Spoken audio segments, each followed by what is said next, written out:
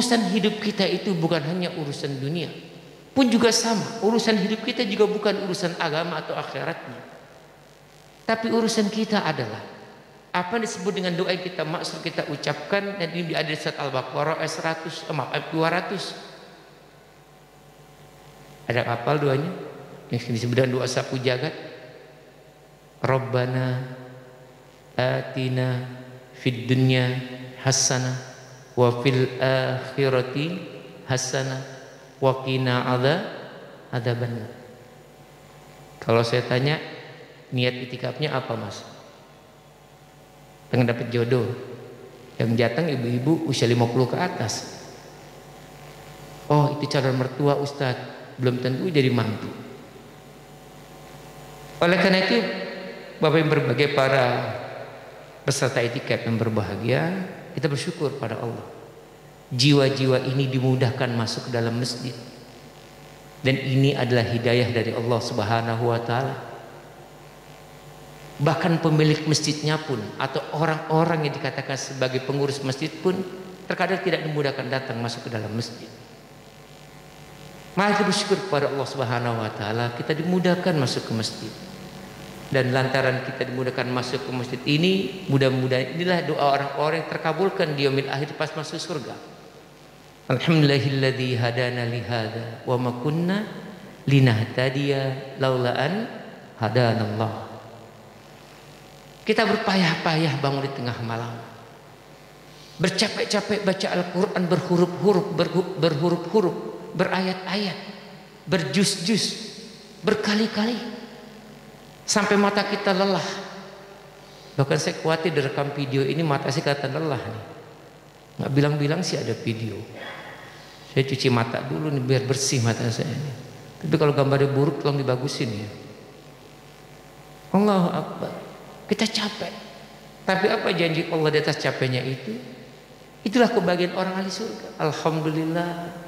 Kalau bukan karena hidayah Engkau ya Allah, kami tidak akan masuk dalam tempat ini. Maka apa yang tinggal kemudian? Syukur itu tinggal diteruskan dengan bersungguh-sungguh. Kita telah dipilih Allah dibangunkan. Kita dipilih Allah untuk duduk. Kita dipilih Allah untuk sholat menghadapnya dalam doa, zikir dan tilawah. Tinggal sungguh-sungguh di atas perkara amal itu. Karena tanpa kesungguhan itu, maka bagaimana kita bisa masuk surga? Ada orang dikasih telinga. Apa tujuan telinga? Kalau ciptakan telinga buat apa? Buat apa telinga? Buat melihat. Kadang-kadang kalau ustaz ceramah nanya pada diem ya. Saking diuji, mana ada ujian. Emang ini kajian ujian, lulus berarti sertifikat itikafnya lulus. Sukses itikaf kalian karena bisa jawabnya. Tujuan telinga apa sih? Mendengar. Mata melihat. Hati bercinta. Bukan bercinta melulu. Hati merasakan itu. Nah, Allah jadikan itu disebut oleh dalam kitab tafsir sebagai pintu-pintu hidayah. Jalan-jalan hidayah. Allah ciptakan mata, Allah ciptakan telinga, Allah ciptakan hati. Ini menjadi pintu hidayah. Banyak orang mendengar seruan azan, tepat berjalan depan masjid ad-dakwah, tapi kadang masuk ke dalamnya, pada telinganya mendengar. Ada orang tahu diadakan acara kebaikan di masjid ad-dakwah, tidak semua masuk ke dalamnya, pada telinganya mendengar. Dan tidak semua orang ikut kajian matanya melihat. Dan bahkan tidak semua orang ikut kajian hatinya merasakan kebenaran Allah. Maka kita yang kumpul tempat ini adalah orang-orang belum tentu perkara-perkara kita dimuliakan Allah. Tergantung kita bersungguh-sungguh tidak menjaga telinga mendengarkan kajian, menggunakan mata mendengarkan kajian, hati ini dibuka saat mendengarkan kajian. Maka Imam Syafi'i mengatakan, setiap kau memulai kebaikan ilmu, maka bersihkan hati-hati kalian. Bersihkan dari sibuk mencari pujian, dan bersihkan pula hati ini dari dosa kepada Allah Subhanahu wa ta'ala. Mana mungkin Allah akan isi hati-hati kalian dengan kebenaran yang membangkitkan jiwa-jiwa untuk menjadi pribadi yang lebih soleh, yang kemudian kita minta kepada kalau mati-matinya husnul khotimah, dan dimudahkan hisabnya di alam kubur, dimudahkan di yaumil mizan, dan pada ujungnya dimudahkan siratal mustaqim dan masuk surganya Allah Subhanahu wa ta'ala. Oleh karena itu Bapak dan Ibu peserta itikaf berbahagia, Allahu Akbar, yang kurang dari kita harus kita lengkapi subuh ini atau ini adalah kesungguh-sungguhan. Ustadz ngaji jam segini ngantuk Ustadz, betul. Ustadz ngaji jam segini kuping susah dengarnya udah mulai teler, betul. Tapi bukankah orang bersungguh-sungguh itu jauh lebih baik utamaannya? Tapi tidak usah khawatir, kan ini majelis ilmu dalam itikaf. Jika seandainya Bapak tertidur menekan kajian ini pun, kan Rasul mengatakan dosa-dosa kita tetap dihapuskan Allah Subhanahu. Tapi jangan berharap tidur. Oh boleh juga nih tidurnya dihapuskan dosa. Makanya saya ngaji sambil tidur. Ilmunya nggak dapat, tapi dosanya hilang. Kebetulan mimpinya dengan ustaz ceramah, alhamdulillah. Nabi berbahagia. Wala haula wala quwata illa billah. Sehebat apapun kita, lulusan syariah manapun kita, sebanyak-banyaknya kita pandai menjaga kesehatan kita, di usia tua kita rajin. Bahkan tadi mohon maaf saya jalan jam 2 dari rumah saya di daerah Kayu Putih, pukul berapa itu melihat 2 orang wanita bersepeda. Saya bilang luar biasa, jam 2 lewat sudah bersepeda, dahsyat betul. Kemana kira-kira ya? Tapi sebelumnya saya juga melintas, ada 4 orang gadis keluar dari warung Indomie. Wah, nomor 4 gadis keluar dari Indomie, yang kedua gadis 2 naik sepeda, luar biasa. Walaupun kita menjaga kesehatan seapik apapun, tetap saja rahasia kekuatan kita untuk menjadi ilmuwan, menjadi orang syariah yang benar. Kekuatan kita menjadi seorang ahli ibadah yang tegak dalam salatnya. Kekuatan kita melangkah dalam hidup kita bukan sekedar karena kemampuan kita. Tidak ada daya kita kecuali Allah Subhanahu wa taala. Apa sebabnya? Kalau kita mengatakan selalu anna, li, indi, khawatir kata ulama ada 4 bentuk kesombongan. Dan di antara bentuk kesombongan itu karena merasa selalu kesuksesan itu berasal dari dirinya sendiri. Siapa contohnya? Orang sombong yang termaksud dalam masalah harta. Suratnya surat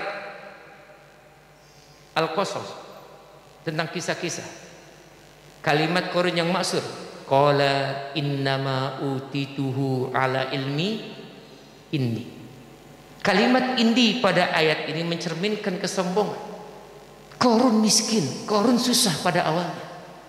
Lalu kemudian Allah bukan rezeki kepada Qarun, tapi ketika hartanya melimpah sampai kuda-kuda tunggangan, hewan-hewan tidak mampu lagi menampung beratnya kunci-kunci harta Qarun, ditanya apa rahasia kekayaan Qarun? Apa kata Qarun? Innama utitu ala ilmi indi. Saya ini kaya dan hebat ini karena ilmu yang saya punya.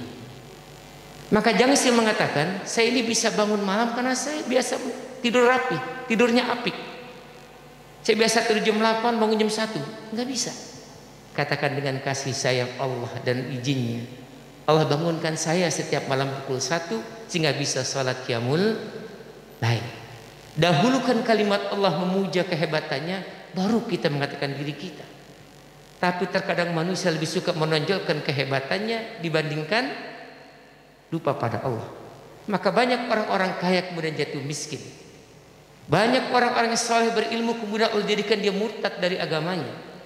Banyak orang ahli ibadah terpuruk pada pesona keindahan ibadahnya. Lalu kemudian hadis menyatakan orang ini masuk surga.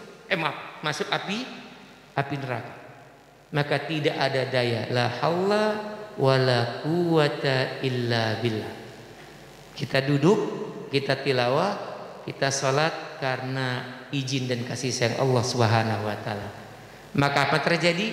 Orang-orang kumpul di masjid betul-betul orang yang tawadu. Betul-betul orang yang mengerti cintanya kepada Allah Subhanahu wa taala dan dia tidak akan buang kesempatan dari Allah. Sayyidina Ali bin Abi Thalib karamallahu wajhah minta pada Rasulullah, "Kenapa ya Ali? Ajarkan aku doa. Doa apa agar aku tidak selalu lupa?" Dan di antara doa yang Rasul ajarkan adalah Allahumma arhamni. Ya Allah, kasihna aku. Minta dikasih oleh Allah Subhanahu wa taala. Lalu kemudian minta apa lagi? Minta kepada Allah agar Allah bitarkil ma'asi abadan, agar dijauhkan dari kemaksiatan selama lamanya. Ma'agwaitani, ketika kesempatan itu datang. Allah Akbar, sekarang kesempatannya datang. Yuk kita hindari perbuatan yang melenakan dan justru kepada kemaksiatan. Dan kita minta Allah mengasihi kita semua. Bapak Ibu yang baik, saya mulai, mukadimahnya panjang betul ya. Maaf Pak, bukan mereka kepanjangan. Biar diawali dengan membersihkan dulu hati-hati kita. Bisa jadi yang tampil di panggung ini mencari pujian manusia, atau berada di bawah meja ini juga sibuk mencari pujian manusia. Ada hadis dari Rasulullah SAW, riwayat Hakim. Iqtarabatis sa'ah. Dekat dengan kiamat. Artinya Rasul mengatakan pesan kita ini hidup semakin dekat dengan hari kiamat. Karena memang sejak lahirnya Rasulullah SAW, kemudian diangkat menjadi Rasul, diangkat jadi Nabi dan Rasul. Dia adalah Nabi dan Rasul yang terakhir. Dan ini menjadi isyarat bahwa ini adalah umat yang terakhir, yaitu umatnya Nabi Muhammad SAW. Dan bahkan ada yang meyakini umur dunia ini hanya sampai 1500 tahun Hijriah. 1500 tahun Hijriah. Sekarang sudah 1442 Hijriah. Berarti kapan akan kiamat? 1500 kurangin 1442. Berapa tahun lagi? 58 tahun lagi. Ayah ibunda masih hidup nggak kira-kira 50 tahun lagi? Yang muda-muda masih hidup nggak? Kalau pakai ukuran logika akal mah sekarang umur saya 17 Ustaz. Kalau itu 58 ya hiduplah 70-an. Allahu Akbar. Rasulullah tentang hadis ini iqtarabatis sa'ah. Artinya kiamat itu semakin dekat. Tapi apa yang terjadi? La yas dalam bahasa hadis saya itu kalimat dipakai la yasdidun nas. Namun manusia nampaknya kata Rasulullah ala dunya terhadap dunia illa hirsun. Yang bertambahnya itu adalah bukan bertambah semakin jauh dari dunia, tapi yang bertambah itu adalah semakin cinta pada dunia, yang disebut dengan illa hirsun. Apa itu? Rakus. Dan ini kemudian menjadi kajian terkait dengan itikaf. Siapa orang sukses itikaf? Siapa orang-orang bisa khusyuk itikaf? Di tengah orang itikaf mencari posisi yang enak, bukan enak untuk baca Quran tapi enak untuk tidur. Saya berkali-kali ceramah di Masjid Bia Cika itikaf sebelum pandemi. Itu orang bilang ini itikaf dia juga enak, AC-nya sejuk. Pas mereka tidur kedinginan semua, menggigil semua. Pagi-pagi masuk angin, kerokan semua. Pak, AC memang awalnya sejuk, lama-lama Allah gigil sendiri. Hanya kosong tuh tengah masjid nggak mau dipakai karena kedinginan pengalamannya. Orang-orang yang bisa sukses itikaf itu berawal dari satu perkara masalah hadis ini. Nah kalau saya sebelum masalah tentang itikafnya, kita bahkan sukses dalam itikaf di masjid ini jika kita termasuk orang-orang yang bukan disintir oleh Rasulullah itu. Apa itu? Semakin menjelang kematiannya, semakin menjelang hari kiamatnya, justru manusia terhadap dunia semakin cinta. Bentuknya hirsun. Apa itu? Rakus. Jadi kalau di hati bapak dan ibu dan saya masih ada penyakit rakus, jangan harap itikaf kita sukses. Yang terjadi apa di itikaf? Silakan kasih masukan ke kami. Ada, maaf panitia, makanannya kurang enak, kurmanya keras. Ngerti maksudnya? Dunia semua. Kamar mandinya kurang, banyakin dong. Ngerti maksudnya? Itu dicari. Ketika itikaf bukan mencari kekhusyuan, tapi mencari kenyamanan. Bahkan karena lantaran ada pendapat boleh bawa kasur, bawa tenda, dia datang bawa kasur dan tenda. Emang ada punya tanah buat dipantek. Ada yang bawa kasur. Ya sing suka Pak ayah kita ini bawa sejadah yang bisa sambil nyender.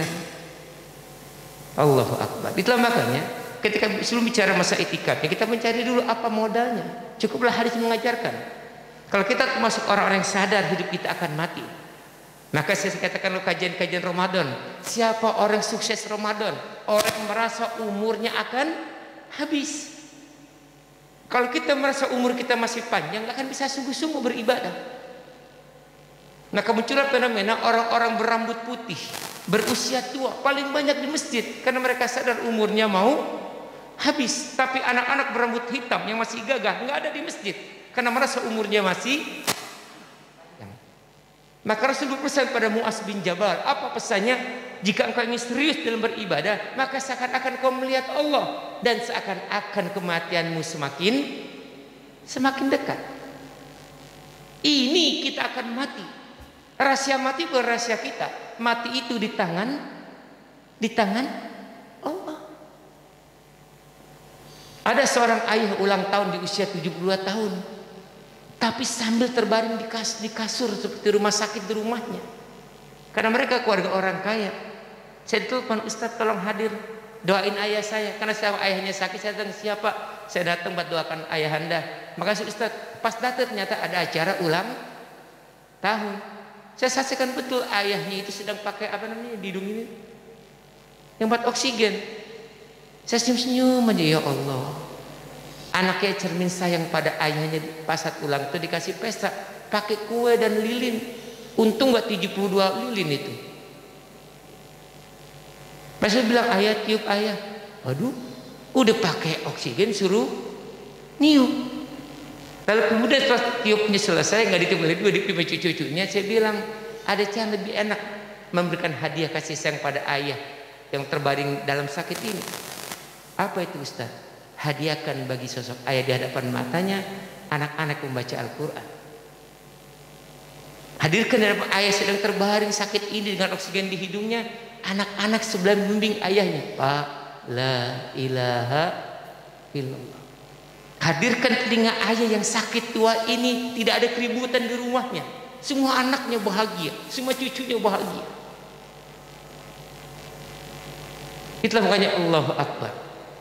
Ketika kita beribadah kepada Allah, tapi di dalamnya tidak merasa umur kita semakin dekat pada kematian, yang terjadi adalah orang semakin tidak bersungguh-sungguh beribadah.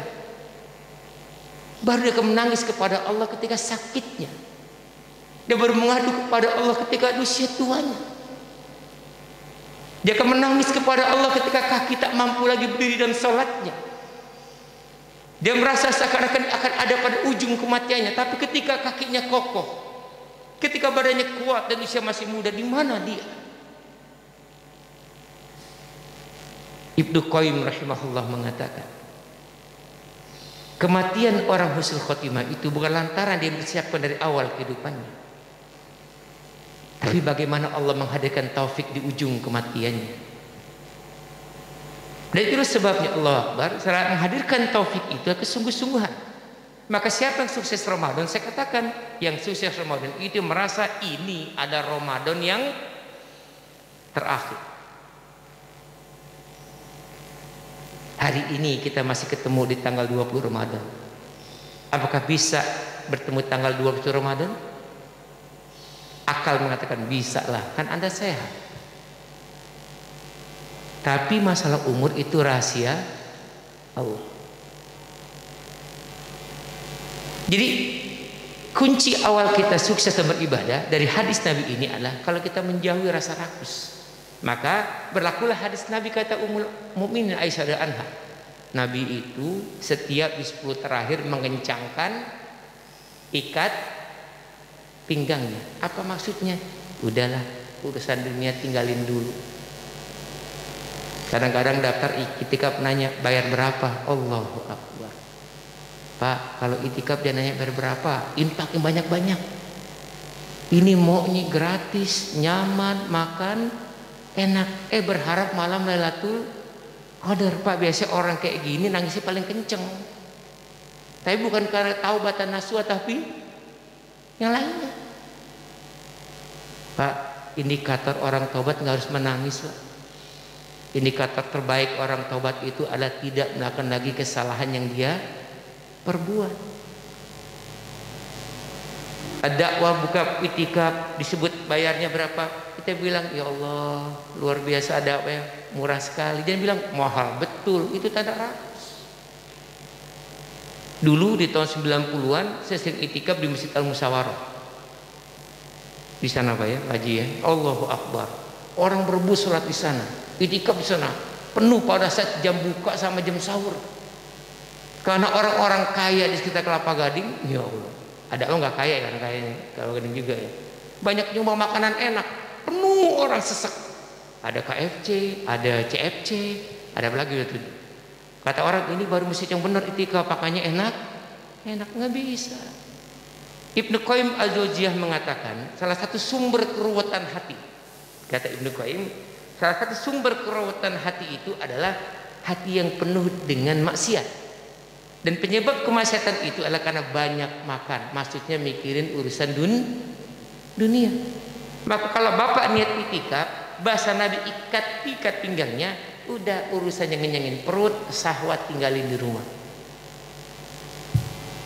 Dan alhamdulillah kita dapat panitia yang membantu fasilitas kita, tapi tadi merasa kona cukup saja. Dan kita perlu dilatih, seandainya saja kita nggak dapat jatah makan, nggak dapat jatah minum, nggak ada masalah. Jangan sudah mengancam, cepat-cepat waktu buka, kumpul, nggak dapat loh. Ya Allah, udah baca Quran aja, doa saja banyak-banyak. Apa sebabnya? Setiap kita pasti ada rezekinya. Kalau bapak baca Quran, ini juga toa air, Pak belum buka Pak, belum Pak minum Pak dapat. Nggak usah kita itikaf, maghrib tar lagi ngumpul, tar habis tuh nggak dapat KFC, nggak dapat McD. Allahu Akbar. Jadi orang itikaf bunda dan ayah, ikat pinggangnya, apa itu? Udah jangan mikirin lagi dunia. Seandainya kita mau tidur, jangan pikirkan posisi. Ada orang bilang capek yang baik, capek yang gimana Ustaz? Capek ketika sedang beribadah, lagi baca Quran, tahu-tahu tidur. Bangunnya nikmat Pak. Ini nggak baca Quran bisa tidur, luar biasa. Nggak baca Quran malah bisa tidur karena orangnya suka tidur. Kemarin ada berita seorang ustadz sedang ceramah di Padang ya nggak salah itu, tiba-tiba wafat lagi khutbah. Ya Allah, tanya pada orang-orang yang ngajar di sini, pengen nggak mati lagi khutbah? Tergantung. Kalau ustadznya kayak di Depok repot masalahnya. Siapa ustadz Depok Ustadz? Itu ustadz yang pengen terkenal dengan babi ngepet. Baca beritanya, pahami maksud saya. Kenapa sih sibuk-sibuk jadi ustadz yang viral? Emang enak di ustadz yang viral Pak? Mohon maaf saya bukan pernah viral, pernah ngetop lah. Bahkan saya makan somai di pinggir kali, got gede di Jakarta, kali lah got gede. Ibu mas saya melihat saya, Ustaz, jadi ustadz makan somai di pinggir kali, bikin malu aja. Ya ampun, malu sama siapa ya, mejentik. Rasanya kalau ustadz harus makan tempat yang enak. Saya nggak pakai kopiah diprotes, Ustadz. Kalau jadi ustadz harus pakai kopiah dong. Ini ustadz malah nggak pakai kopiah. Betul lewat tuh pengemis Pak, minta pakai, halo, pakai kopiah. Wah, berarti ini pengemis kerjaannya ustadz. Diam tuh orang, bisa aja Pak Ustadz. Kan bilang kalau ustadz pakai kopiah. Nah ini orang ngemis pakai kopiah, berarti pengemis ini adalah ustadz. Saya umroh waktu itu tahun 2010, lagi di lift pakai kopiah buatan Indonesia. Tiba-tiba ada orang masuk, orang Arab, asal ngambil aja, pakai langsung. Mau marah nggak enak. Jadi dia syukuran, astagfirullahaladzim, asal ngambil aja. Lalu saya tanya, kenapa sih orang-orang Timur Tengah, orang-orang Arab itu suka ngambil kopiah Indonesia? Katanya kopiahnya bagus. Ya sudah, alhamdulillah. Oleh karena itu selama kita masih cinta dunia, sulit rasanya kita sukses itikaf. Maka bagi yang niat itikaf, benar-benar menjauhkan perutnya, syahwatnya, kebutuhannya sementara dari dunia. Sebagaimana makna arti itikaf?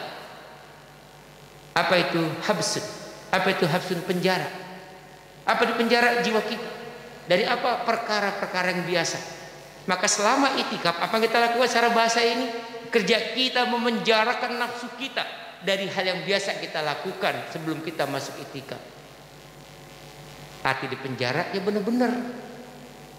Memang ada orang penjara makan pizza, Kecuali ada yang ngasih tamunya. Ada nggak LP ngasih pizza? Saya nggak tahu itu. Mungkin Pak Bani orang hukum ada kali ngasih pizza. Jadi kalau kita itikaf betul-betul diawali dengan menjauhkan kerakusan itu. Dan Rasul mengatakan ujian bagi umatku, kullu ummati fitnah, likulli ummatin fitnah. Setiap umat itu punya fitnah, dan fitnah bagi umatku adalah harta, al-hirsun, kerakusannya. Makanya ketika dimasuk kita niat itikaf, ya Allah, aku niatkan ibadah kepada Engkau dan menjauhkan diriku, seperti kata Ummul Mukminin, Rasul mengecangkan pinggangnya, mengecangkan tali pinggangnya. Mungkin agak melenceng dikit. Saya baca buku, bagus betul itu buku. Ya, bagus ada kisahnya. Ini terjadi pada masa Rasulullah SAW. Saya lupa nama perangnya, tapi ketika Rasul mendapatkan seorang ibu yang sedang memeluk jenazah anaknya yang gugur sebagai syuhada. Ibunya memeluk anaknya karena dapati anaknya gugur dalam peperangan sebagai syuhada. Diusap muka anaknya yang sudah wafat itu, dibelai-belai rambut anaknya, dan muncullah kebahagiaan ibu di depan anak yang syuhada itu. Nah, insya Allah engkau masuk surga, nak. Nah, Rasul mendengar kalimat ibu itu. Lalu Rasul mengatakan, apakah sudah diberi kabar oleh Allah bahwa anakmu masuk surga? Dari mana engkau tahu bahwa anakmu ini masuk surga? Logikanya anaknya mati perang, syahid, syuhada. Tapi apa kata Nabi?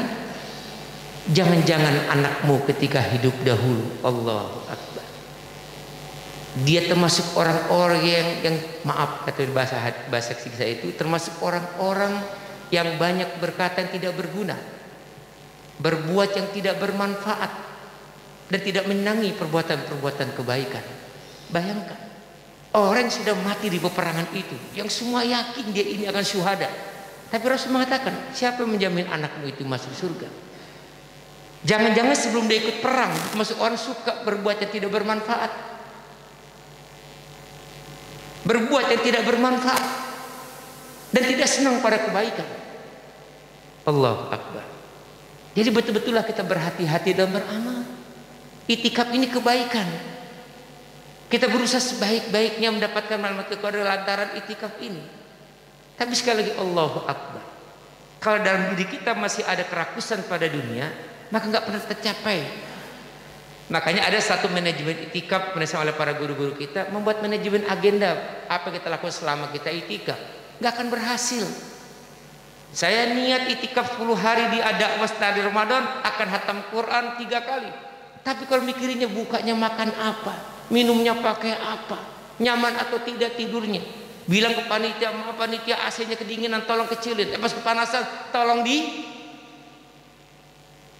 kedinginan minta dikecilin, giran udah panas minta digedein. Dunia terus. Dalam pengalaman tidak yakin orang ini bisa hatam Quran sesuai targetnya. Bahkan ada punya target bombastis, 10 hari Ramadan saya akan hafal Quran 30 juz. Kalau hatinya ada dunia. Saya mohon izin beberapa hari lalu memberikan nasihat buat saya dan juga imam masjid. Saya bilang, seandainya kita punya hafalan Quran 30 juz sekalipun, dan kita termasuk orang terjadwal rawatib menjadi imam tetap di masjid ini, alangkah indahnya kalau kita menampilkan akhlak atau adab seorang imam. Apa itu? Jangan langsung maju, lihat kanan kiri, mungkin ada yang lebih layak jadi imam selain kita. Tapi sering saya temukan kalau ada orang imam tetap nggak ngelihat kanan kiri, langsung maju aja. Nggak apa-apa sebenarnya. Orang yang lebih baik ya syukur pada nggak jadi imam.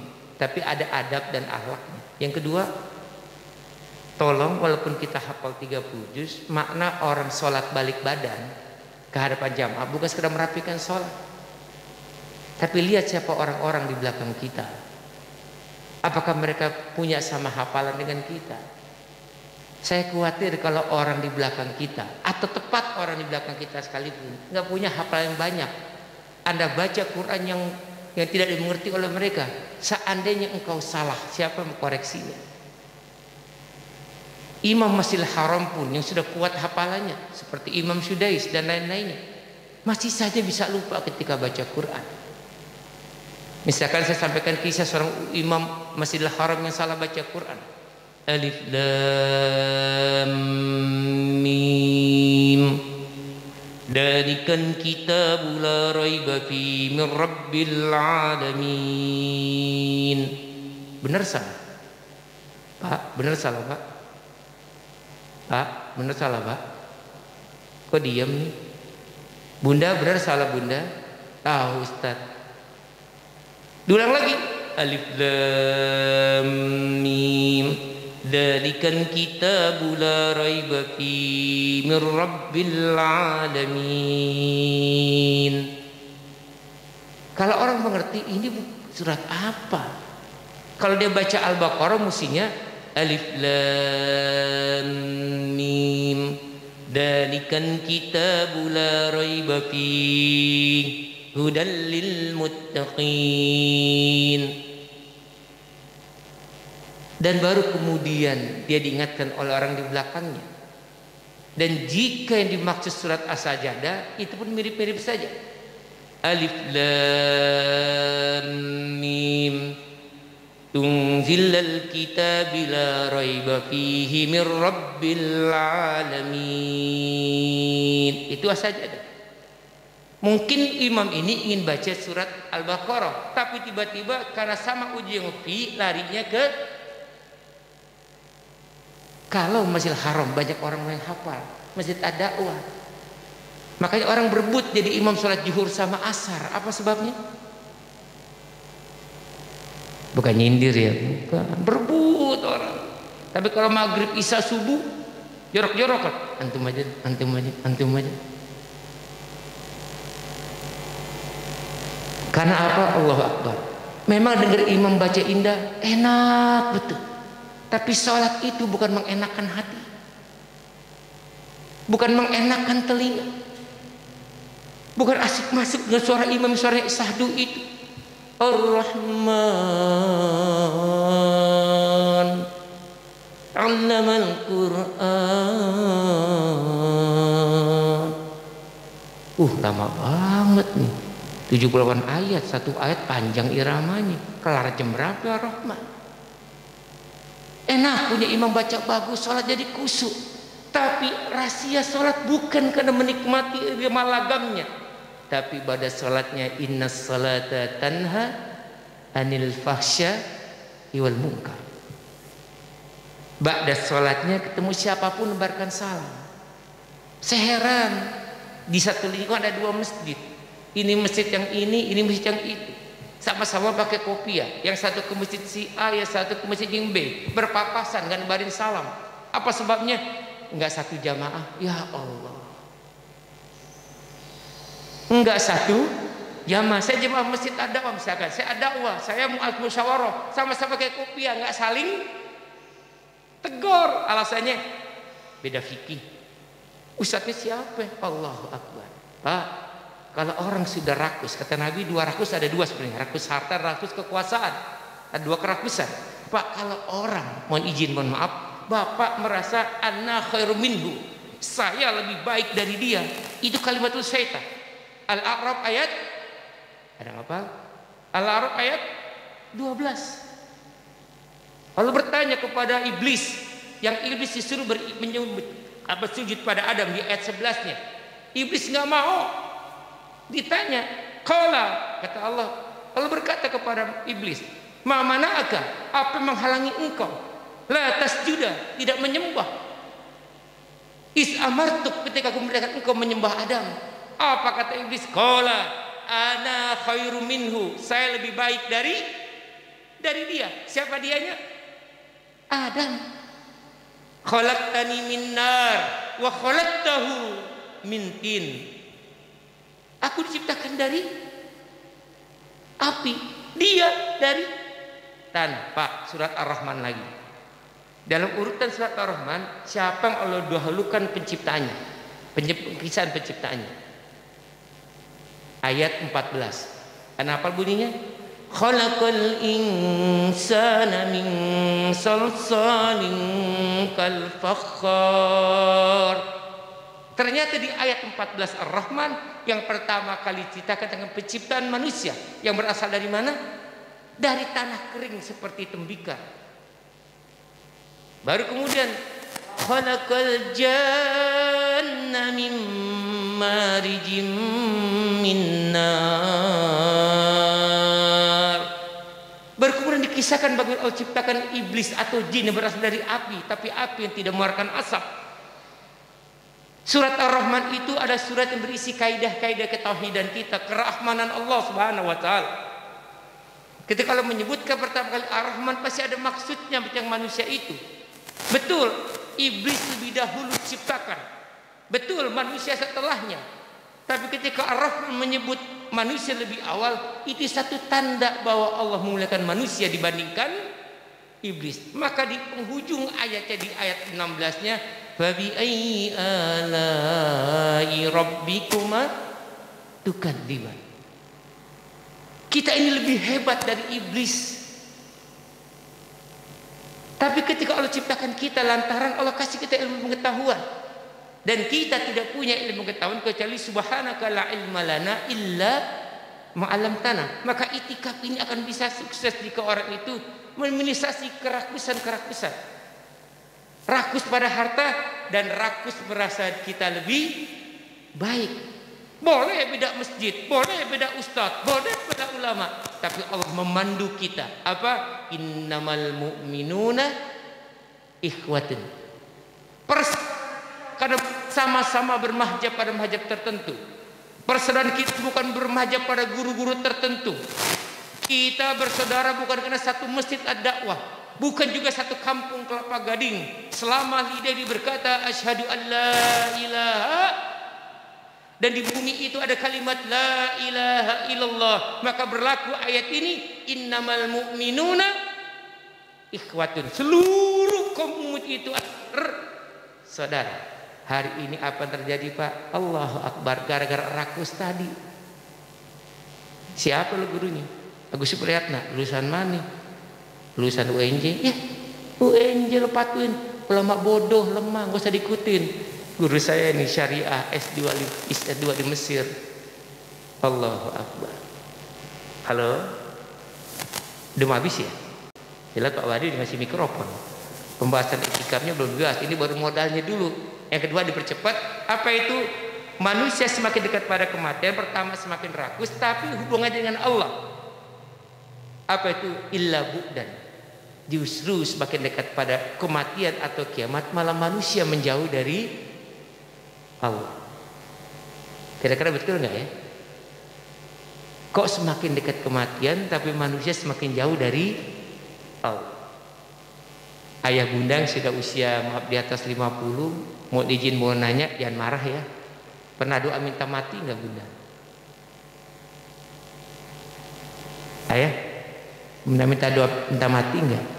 Nggak pernah. Tuh bu, ayah jujur bulan puasa, kalau nggak lagi puasa nih. Ya, nggak ada satupun kita minta mati. Tadi Ustadz bilang mau pas kalau mati kan enak. Allahumma sholli meninggal. Dan lagi sholat Allahu Akbar meninggal. Enak kan? Apa matinya? Husnul. Tapi ditanya mau nggak lagi sholat mati? Allahu Akbar. Janganlah. Mau mati aja. Itikaf acara kebaikan. Mau mati lagi itikaf, jangan, ntar heboh di berita. Lagi itikaf di dakwah 10 orang meninggal dunia. Nggak ada. Apa artinya? Allahu Akbar. Justru para sahabat-sahabat mukmin, sahabat-sahabat Nabi Rasulullah SAW, kenapa mereka ingin mati? Buya Hamka mengatakan, karena mereka ingin segera bertemu dengan Allah di atas kematiannya. Bahkan seorang ulama mengatakan, jika kematian diperjualbelikan di pasar, saya beli kematian itu. Apa sebabnya? Karena kematian membuat dia berjumpa dengan Allah. Tapi faktanya Kita yang ngaku ingin masuk surga, mati aja kagak didoain, nggak diniatin. Boleh Ustaz, doa mati boleh. Nggak usah ajarin. Mau? Terjadi majlis saling ibu lagi. Bismillahirrahmanirrahim. Bapak yang baik, Allahu Akbar. Jadi kalau ditanya satu bekal untuk itikaf kita yang sukses adalah, yuk ikat pinggang, ikat perut kita, tinggalkan dulu deh kita penjara nafsu kita. Yang kedua, membuat kita harus dekat dengan Allah. Maka sebaik-baiknya acara itikaf itu adalah memunculkan dua hal. Pertama, bertambah keimanannya dari hari ke harinya. Jadi hari pertama itikaf semakin cinta kepada Allah, hari kedua tambah cinta kepada Allah, hari ketiga semakin cinta kepada Allah.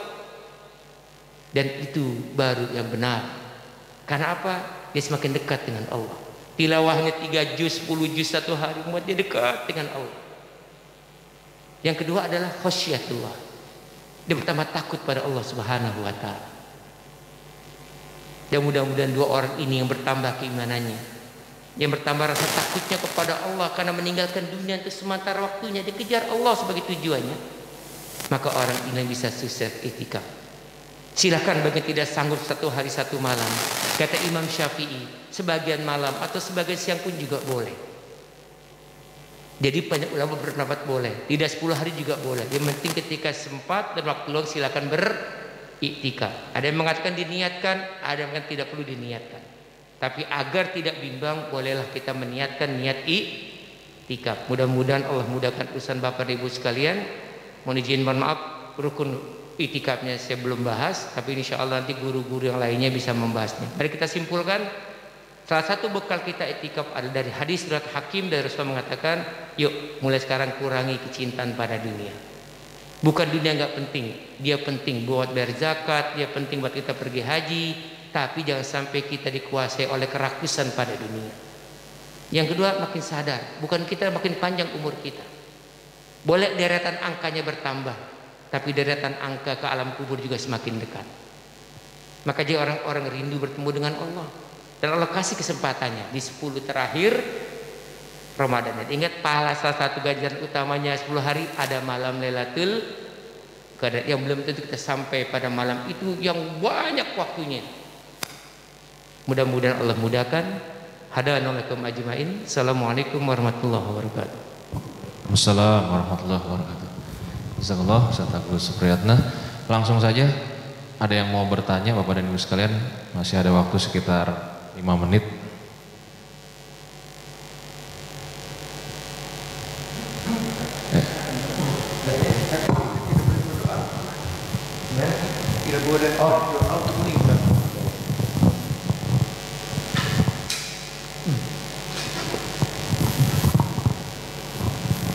Katanya nggak boleh doa untuk mati. Hadisnya sahih betul. Jangan doa minta mati. Tapi jika seandainya doa itu membuat kita semakin baik, maka mengatakan boleh minta doa untuk mati. Ini terkait kisahnya tentang ada orang kalau ditimpa masalah ujungnya minta, ya Allah, daripada utang bertumpuk nggak bisa bayar, mendingan mati. Oh, sakit saya udah bertahun-tahun nggak sembuh-sembuh, mendingan mati. Maka kata Rasul, jangan kita minta mati jika untuk menyelesaikan masalah seperti itu. Tapi jika mati membuat kita semakin yakin pada Allah, maka mintalah. Maka redaksi doa juga indah juga. Ya Allah, jika hidup ini baik bagiku, maka hidupkanlah aku. Ya Allah, jika mati itu baik bagiku, maka wafatkanlah aku. Bukan berarti minta mati. Kalau seandainya mati ini baik, wafatkanlah aku. Itulah sebabnya saya sampaikan ketika saya berkumpul dengan para hafiz-hafiz Quran. Kalau saya belum hafiz Quran 30 juz, saya bilang pada mereka, keindahan seorang hafiz Quran bukan pada mimbar-mimbar imam. Keindahan para penghafal Quran bukan pada kalimat panjang dibaca kita berkhutbah dengan ayat yang banyak di kepalanya. Tapi keindahan para penghafal Al-Quran adalah berada pada barisan terdepan dalam membela agama ini. Terdepan mengajarkan umat ini pada kebaikan. Paling depan berada dalam kebaikan. Dalam amar ma'ruf nahi mungkar. Karena tidak kau jumpakan dalam kisah-kisah sahabat kecuali orang-orang gugur di medan jihad itu paling banyak adalah penghafal Quran. Maka Umar menangis tatkala malam, ya Allah, banyak para penghafal Quran yang wafat. Siapa yang menjaga Quran ini? Maka kemudian meminta Abu Bakar As-Siddiq agar Quran itu segera dibuat menjadi kitab. Jangan sampai ada di kepala mereka mati lalu ada yang tidak lupa dengan ayat-ayat itu. Maka makanya Allahu Akbar. Ketika kita banyak ibadah bukan berarti minta mati pun masuk surga, bukan. Ya Allah, kalau bahasa Nabi, mudah-mudahan ini salat yang terakhir. Ya Allah, mudah-mudahan ini puasa yang terakhir. Pak, kalau orang ngomong begitu pasti takut mati, Pak. Nanti ibadah sungguh-sungguh. Maka ada ayat berbunyi, Alladzi khalaqal mauta wal hayata liyabluwakum ayyukum ahsanu amala. Walau tafsirnya banyak versi tentang kenapa Allah dahulukan kata maut dibandingkan kata hayat. Alladzi khalaqal mauta wal, kenapa enggak alladzi khalaqal hayata wal mauta? Banyak tafsirannya, tapi di antara saya suka tafsirannya itu adalah kenapa Allah dahulukan mati? Karena jika orang ingat mati, ahsanu amala, dia akan beramal yang terbaik. Pasang niat nih, Allah, mudah-mudahan ini itikaf yang terakhir. Tapi kemudian gemeteran, ya Allah, mudah-mudahan ini itikaf yang terakhir. Tapi jangan ya Allah, jangan, ya repot juga. Maka perlu kesungguh, Pak. Masalah mati kan rahasia siapa, Pak? Allah. Udah lakonin aja, baca Quran, tidur dan nyenyak. Pas tidur, Bismika Allahumma ahya wa bismika. Jangan tadi doa minta mati, ya Allah. Kok mati gimana? Udah gak usah pikirin. Itu sudah pasrah kepada Allah. Namanya tawakal. Makanya bagi orang mukmin kata Rasulullah, indah aja. Dia tidur indah, enggak tidur indah, lapar indah, makan juga indah karena sudah yakini kepada Allah Subhanahu wa taala. Innas salati wa nusuki wa mahyaya wa mamati lillahi rabbil. Saya ngucapin kapan, Pak, kalimat itu? Di antara doa iftitah, masa ragu-ragu. Doa aja, ya Allah, jangan salat terakhir nih Allah. Enak aja ngomongnya, ya Allah, jangan di puasa yang terakhir. Tapi kalau masih hidup, kita juga terus beribadah. Bahasa Allah, wa'bud rabbaka hatta ya'tiyakal yaqin. Udah, terus saja beribadah sampai kematian betul-betul menjemput kita. Begitu Pak Haji ya, ayah, mudah-mudahan ada penjelasannya. Prinsipnya boleh, asal selama itu adalah buat untuk kebaikan kita. Masalah matinya serahkan sama Allah. Ada lagi yang mau nggak nanya? Dengar baik-baik. Ada lagi yang nggak mau nanya? Nanya berarti beliau. Silakan.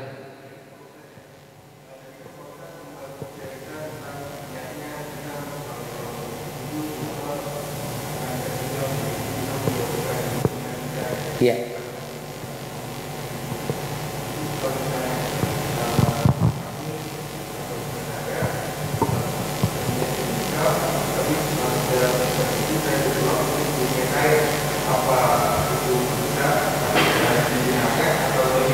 Apa tujuan itikafnya untuk?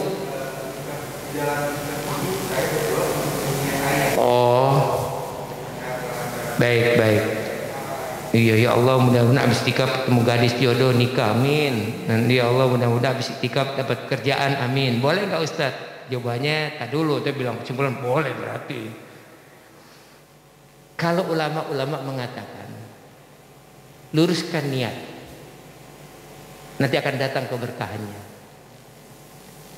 Jangan sampai niat itikaf ingin dapat kerjaan, khawatir kalau nggak dapat gimana? Nggak terbukti nih itikaf masih nganggur aja. Kan saya nggak nyalahin. Sholat udah jungkir balik, baca Quran lama-lama, tetap aja miskin. Ini nggak ada pengaruhnya sholat sama itu. Makanya luruskan niat saja. Ya Allah, niatnya karena Engkau. Yang disebut dengan nanti dapat rezeki, dapat jodoh, itu berkah dari niat yang benar. Boleh aja minta dunia ketika itikaf, tapi niatnya harus murni karena Allah. Agar kemudian tidak menyalahkan jika tidak menimpa kita, dan juga tidak bersedih jika ada datang pada kita. Kalau diberi itu adalah kebaikan, alhamdulillah. Kalau bukan keburukan, makanya Allahu Akbar, luruskan niat saja karena janji Allah, innaka la yukhliful mi'at, di surat Ali Imran. Di ujung bawah tuh habis doa Rabbana la tuzigh qulubana, ya Allah udah dikasih tuh hidayah, ngaji itikaf minta Rabbana la tuzigh qulubana ba'da id hadaitana wa hab lana min ladunka rahmah innaka antal wahhab Rabbana innaka jami'un nasi liyaumi raiba fi innallaha la yukhliful mi'ad.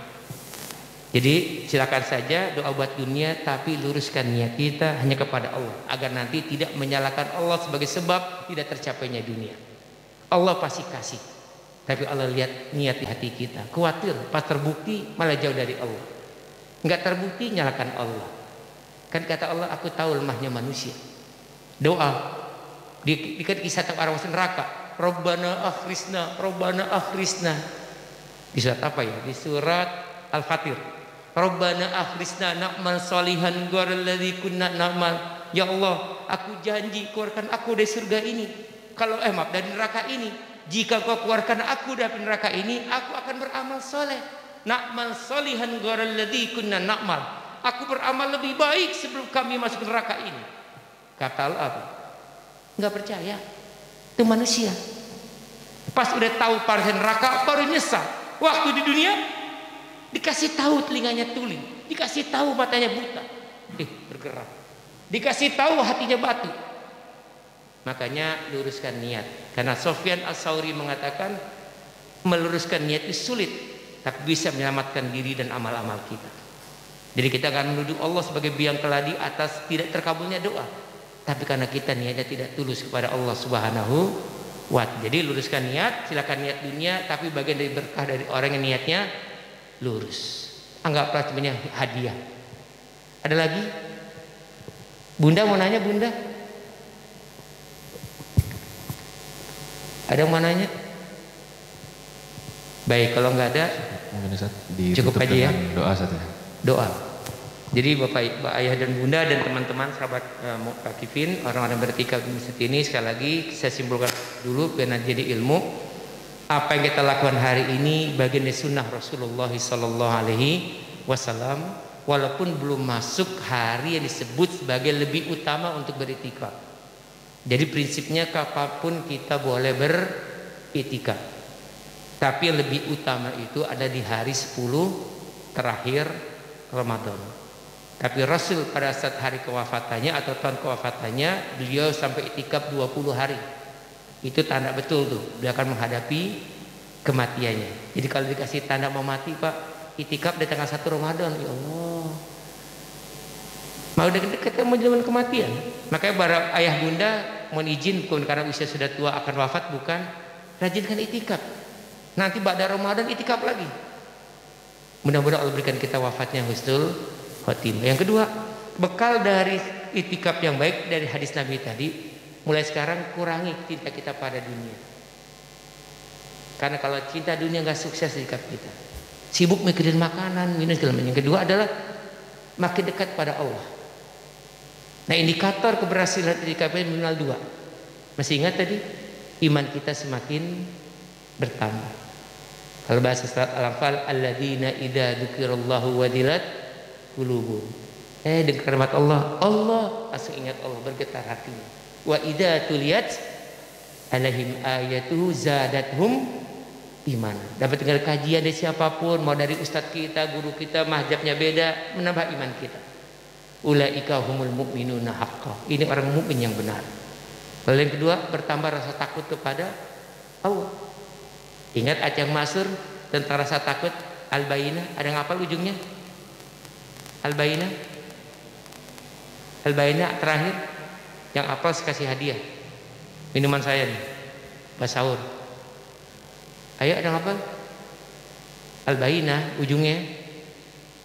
Saya minta satu lah, yang bisa kayak itikaf, yang malu-malu. Ria Ustadz, ria justru yang nggak mau malah ria. Ada apa nggak terakhir Bayyinah? Roli anhum waradu'an dzalika liman. Radhiyallahu anhu waradu'an dzalika liman. Nah, itu dia. Jadi cara dapatin ridha Allah adalah kita mendapatkan di hati kita orang yang takut kepada Allah. Insya Allah kelar. Mudah-mudahan kita terima amalnya. dan insyaallah mudah kumpul di surga. Al-Fatihah. A'udzubillahi minasyaitonirrajim. Bismillahirrahmanirrahim. Alhamdulillahirabbil alamin arrahmanir rahim maliki yaumiddin. Iyyaka na'budu wa iyyaka nasta'in ihdinas siratal mustaqim. Siratal ladzina an'amta 'alaihim ghairil maghdubi 'alaihim waladdallin. Irhamna yarhamar rahimin. Irhamna yarhamar rahimin. Irhamna yarhamar rahimin. Birahmatika yarhamar rahimin. Allahumma barik lana fi Ramadan. Allahumma sallimna fi Ramadan. Birahmatika yarhamar rahimin. Allahumma arhamna bitarkil ma'asi abadan. Ya Allah, jadikan kami orang-orang Kau kasihani dan kasih sayang-Mu ya Allah. Jauhkan kami dari kemaksiatan untuk selama-lamanya. Jika Engkau berikan kesempatan kepada kami taubatan nasuha. Astaghfirullahaladzim wa natubu ilaih. Ya Allah, kami minta ampun atas dosa-dosa yang kami lakukan ya Allah. Dan kami bertaubat di atas jalan-Mu ya Allah. La ilaha illa anta subhanaka inni kuntu minadh dhalimin. Ya Allah, sebelum kami duduk di masjid ini, sebelum kami benarkan kajian kebenaran dari ayat dan hadis Rasul-Mu, kami orang-orang banyak berbuat zalim ya Allah. Kami terlalu cinta pada dunia kami, membuang waktu pada hal yang sia-sia. Di atas ibadah yang kami lakukan, di atas puasa yang kami lakukan, tapi waktu lebih habis untuk kemaksiatan, ketidakmanfaatan dan sia-sia ya Allah. Ya Allah, jadikan itikaf kami niatnya hanya kepada Engkau ya Allah. Innas salati wa nusuki wa mahyaya wa mamati lillahi rabbil alamin. Rabbighfir lana wa liwalidayna warhamhum kama rabbawana shighara. Ya Allah, walaupun kami di usia sudah semakin tua ini ya Allah, kami punya ayah dan ibu kami yang telah mendahului kami ya Allah. Jadikan seluruh perkara kebaikan kami mulai dari lahir sampai kami sebesar ini ya Allah adalah kebaikan untuk orang tua kami ya Allah. Jadikan amal kebaikan kami sebagai jariah bagi mereka ya Allah.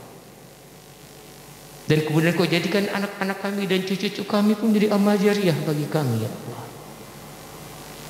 Ilhaqna fil jannah. Ya Allah, satukan kami di surga-Mu ya Allah.